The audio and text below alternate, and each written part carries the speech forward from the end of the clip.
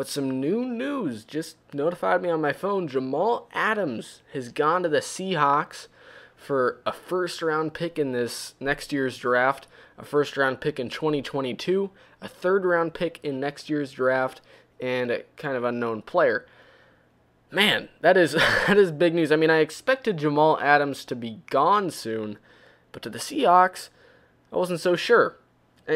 Remember, this comes after Jamal Adams proclaimed yesterday. I have the actual quote here of what he said yesterday about Adam Gase, the head coach of the Jets. He said, "I don't feel like he's the right leader for this organization to reach the promised land," Adams told the New York Daily News in an interview that was published Friday.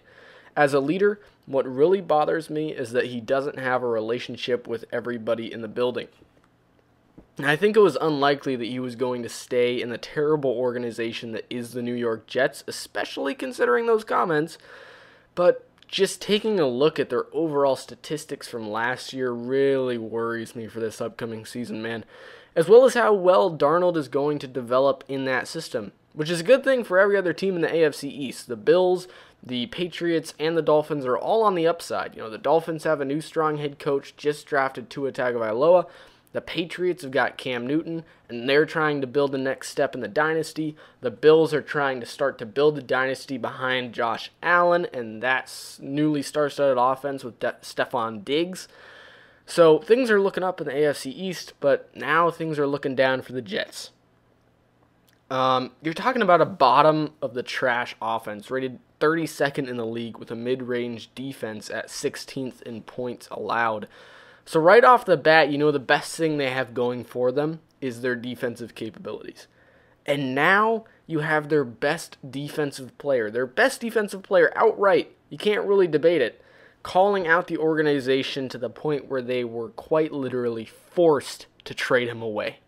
You can't have that in your organization if you expect to make it to the playoffs or make it anywhere deep in the playoffs.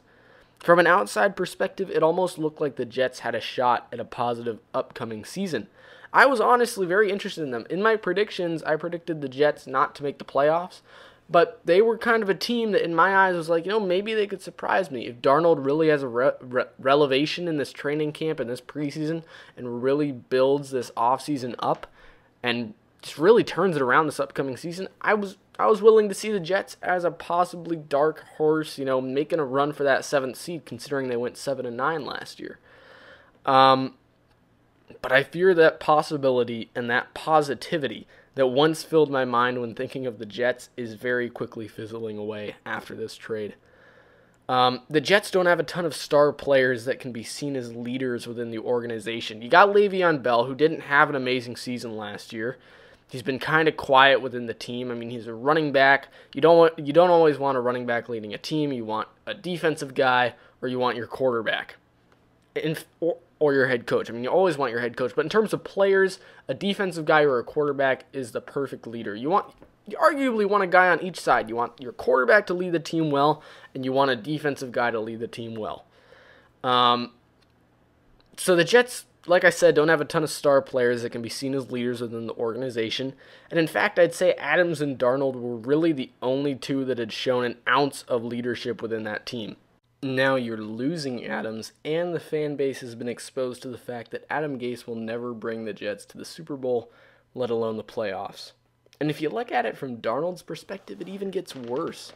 Now, this wasn't a terrible trade, mind you. The Jets got 2 first-rounders and a third out of it, so they can draft well for the future.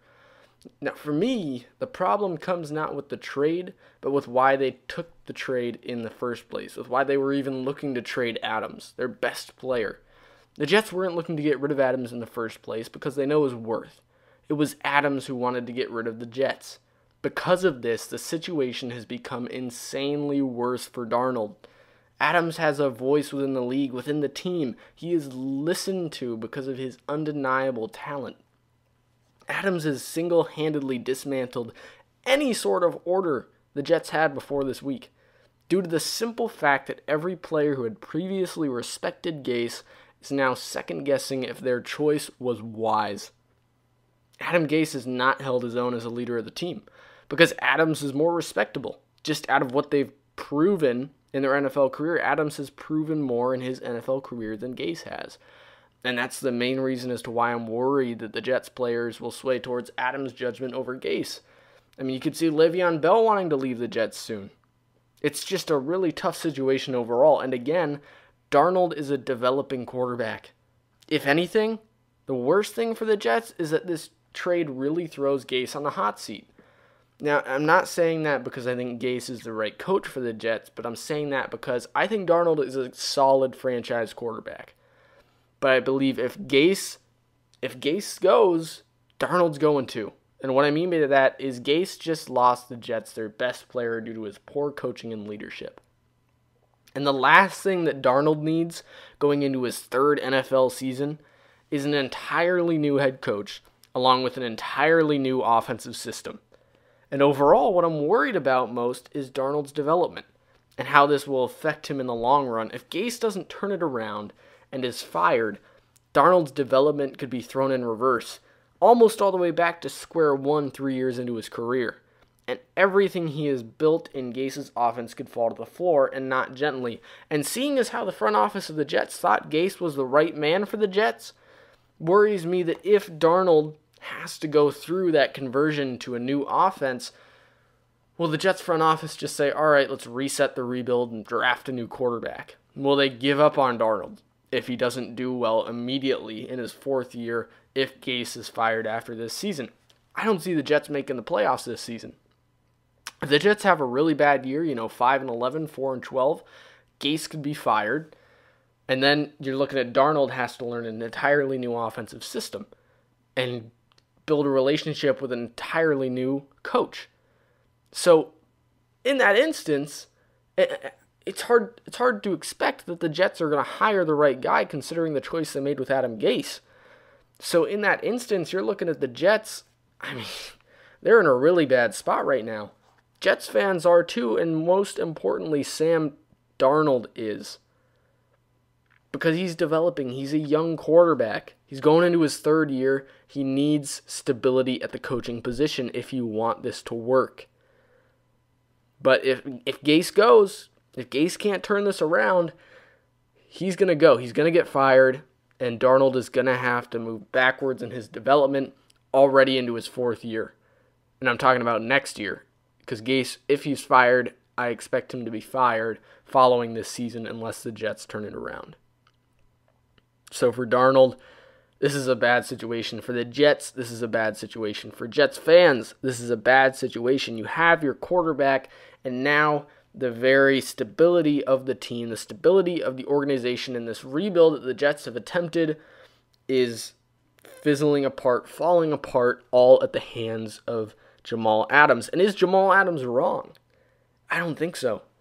Jamal Adams is an experienced veteran, top-tier player. He knows when there's a bad coach when he sees one.